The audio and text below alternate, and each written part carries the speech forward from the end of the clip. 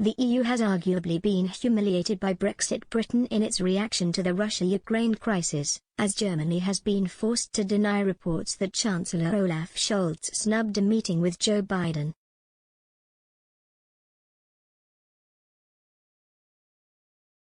German media outlet Der Spiegel reported that Mr. Scholz turned down an invitation last week to fly to Washington to meet the U.S. president amid mounting tensions between Russia and Ukraine. But both the White House and a spokesman for the German chancellor denied the claim.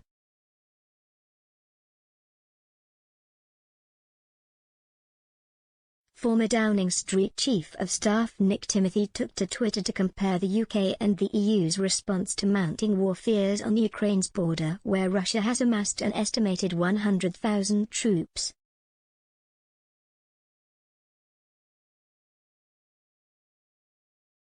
Mr. Timothy said, "I can remember when Brexit Britain was a tool of Russian foreign policy and the EU was a tower of international strength.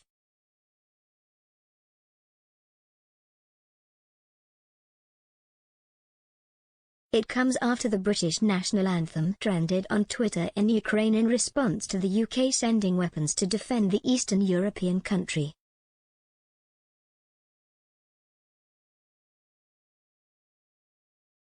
The New Statesman's international editor Jeremy Cliff tweeted, "God Save the Queen is trending on Twitter in Ukraine," a reference to the flow of British arms deliveries.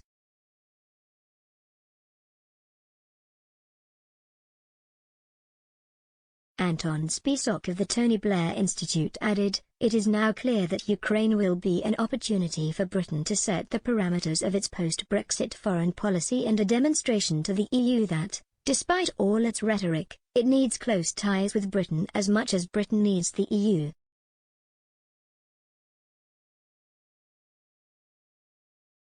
GB News presenter Darren Grimes also said on Twitter, "God Save the Queen is trending in Ukraine in thanks for our support. Be proud to be British."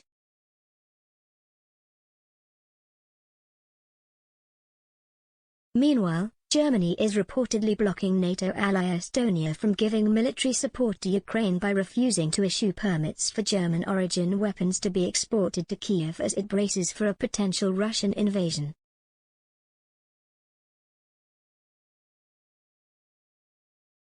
It comes as the Russian defense minister accepted an invitation to meet Defense Secretary Ben Wallace amid escalating tensions with Ukraine.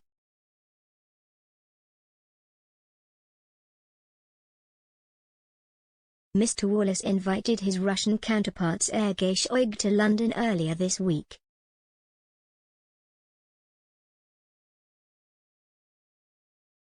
Mr. Shoigu has offered to meet in Moscow instead, as the last bilateral defense talks between the countries took place in London.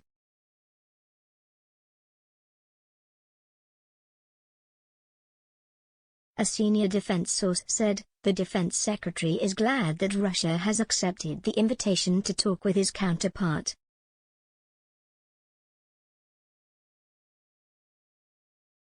Given the last defense bilateral between our two countries took place in London in 2013, Russian Defense Minister Sergei Shoigu has offered to meet in Moscow instead.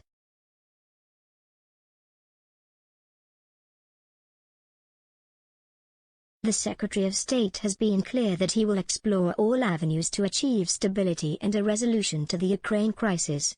"We are in communication with the Russian government."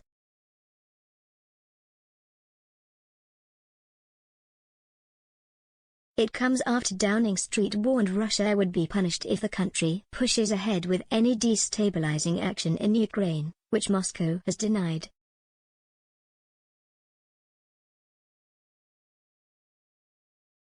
U.S. Secretary of State Antony Blinken held talks with Russian diplomats in Switzerland on Friday in a bid to avert a conflict.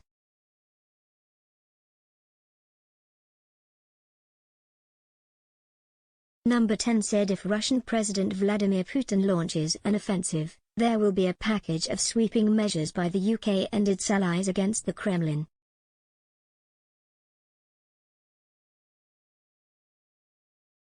Foreign Secretary Liz Truss also warned Mr. Putin he must desist and step back from war in Ukraine or risk being dragged into a prolonged conflict like the Soviet invasion of Afghanistan.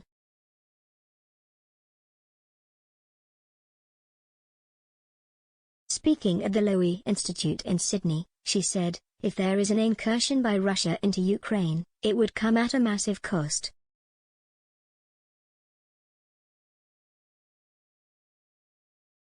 We are prepared to put very severe sanctions in place. We are also working to support Ukraine in terms of defensive capability."